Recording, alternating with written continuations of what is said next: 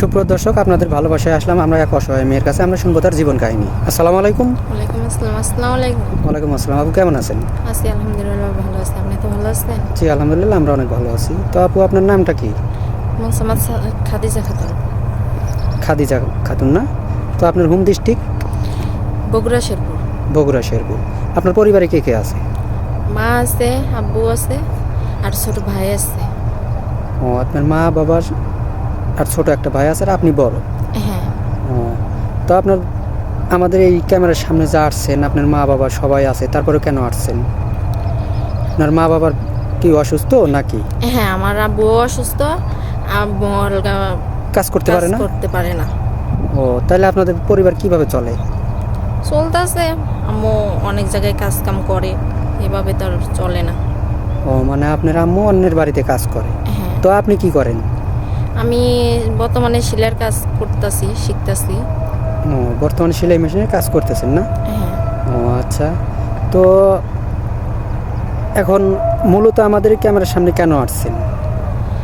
একটা ভালো একটা মনের মানুষ চাই। ও, একটা ভালো একটা মনের মানুষ চাচ্ছেন। তো কিভাবে আসলেন আমাদের এই চ্যানেলের মাধ্যমে? কিভাবে আসলেন আপনি? বাড়ির পাশে একটা আপুর আপনাদের এই জায়গায় ছিল, ওই আপুর মাধ্যমে এই জায়গায় আইছি। ও, মানে আমাদের এই চ্যানেলের মাধ্যমে যে আপুর বিয়ে শাদী হয়েছিল, সেই আপু আপনাকে সাথে নিয়ে আসছে না? হ্যাঁ। ও আচ্ছা।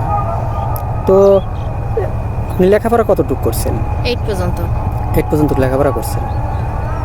ও, তো এখন আপনার হলো অনেক প্রবাসী ভাই বলে যে আমাদের একটা ভালো মনের মেয়ে লাগবে, যেন আমরা সাথে সারা জীবন ভালোভাবে চলাফেরা করে।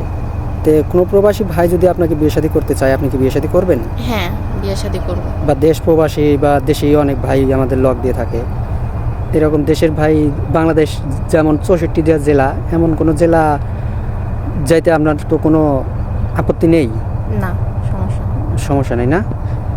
তো এখন আপনার ফোন নাম্বারটা দিয়ে দেন। আমার কোনো ফোন নাই। আপনার ফোন নাই? আদৌ ফোন নেই?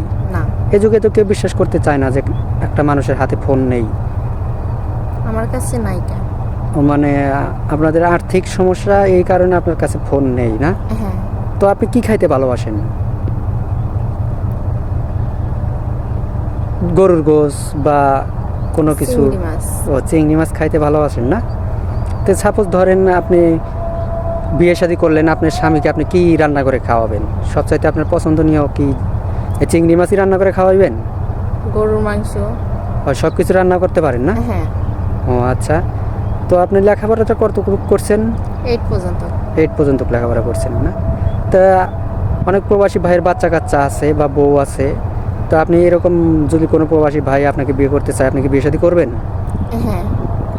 ও আচ্ছা। তো সমস্যা নাই। বয়সটা আপনার কত? 22। 22 বছর। তো আপনি কেমন ছেলে হলে আপনার, কেমন বয়সী ছেলের সাথে আপনি বিয়ে শাদী করবেন? যেমনই হোক, শুধু একটা ভালো মনের মানুষ চাই। ধরেন সাপোজ 35-40 বছর বয়স হয়ে গেছে, 30 এরকম হলে কি চলবে? হ্যাঁ। কোনো আপত্তি নেই তো? না। আচ্ছা ঠিক আছে। অনেক প্রবাসী ভাই বিয়ে শাদী করে আপনাকে দেশে রেখে গেল, আপনি তো কোনো পরকে লিপ্ত হবেন না? না, সত্যি? সত্যি। বা প্রবাসী নিয়ে যেতে চাইলে আপনি কি প্রবাসী যেতে রাজি আছেন? হ্যাঁ। ও আচ্ছা। আপনি কি ভোটার হয়েছেন? না। ভোটার হন নাই? আপনার কি জন্ম নিবন্ধন আছে? হ্যাঁ, আছে। ও আচ্ছা, ভোটার এখনো হন নাই, তবে এই যে বর্তমানে যে ভোটার বানাইতেছে, ভোটার হবে না আর কি, নাকি? হ্যাঁ। ও আচ্ছা, ঠিক আছে। তে কারো জীবন কাহিনী মনে করেন যে 2-4 মিনিটে শেষ করা যায় না। তো আমরা আবারও আসবো হয়তো, বা যদি এই ভিডিওর মাধ্যমে সে একটা ভালো মনের মানুষ চায়, তাহলে তার আসার দরকার নেই। তো ভালো থাকবেন, সুস্থ থাকবেন। মেয়েটার আসলে কোনো ফোন নেই। আমাদের নাম্বার দেওয়া থাকবে, মানে ইউটিউব কর্তৃপক্ষের নাম্বার দেওয়া থাকবে। কেউ ভিডিও কল দেবেন না, অডিও কল দেবেন। এই বলে শেষ করছি। আল্লাহ হাফেজ।